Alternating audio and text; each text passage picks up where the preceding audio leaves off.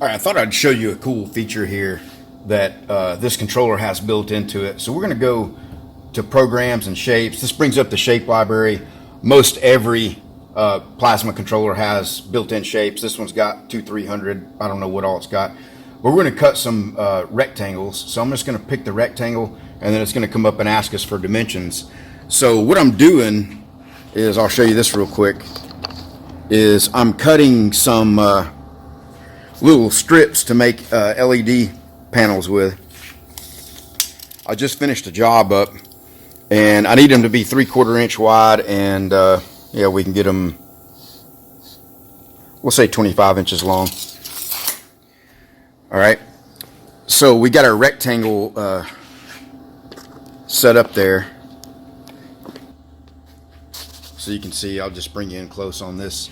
You can see it's asking for dimensions on the square. So again, and if you notice, it's got a red line showing you which dimension it wants first. So we're going to go 0.75, enter, and what I say, 25. Let's make it 24. Let's get a round number, 24, and say OK. And then right here, we're going to say OK. Excuse my dirty fingers. And you can give it a name if you want, or otherwise you can just take the default. And I went the wrong way with it. So let me go back here and say program, shapes, rectangle. So it needs to be 24 and 0.75. All right, and now we say OK. Give it a name. And now you see our rectangle down there. All right. So I need at least 4 or 5 of those. So normally, like, you know, if you're doing this in shape libraries, or if you did it in CAD, you'd have to go back to your other computer to create more of those, or manually create another one.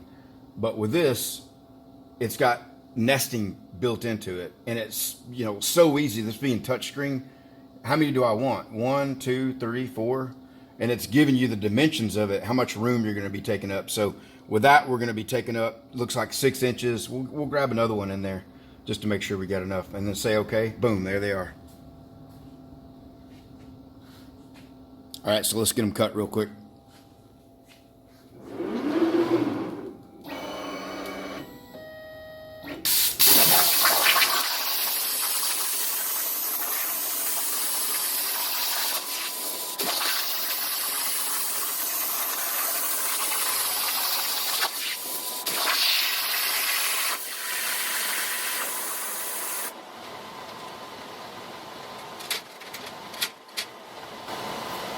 All right, that's cool. We had a little collision there because the little breakaway piece was flipping up and getting in the way. So I can actually show you another feature, and I'm going to make a longer video on this. So when we get an error message like that, or a collision or whatever, you know, the machine stopped, it knows exactly where it is in the program. And all you have to do is turn the torch back on, and it picks right back up.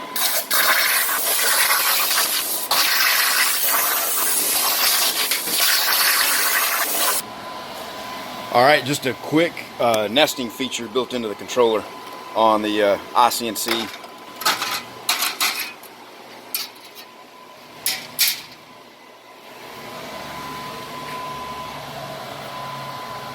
Really loving this green TrueCut machine and all the cool features that it comes with.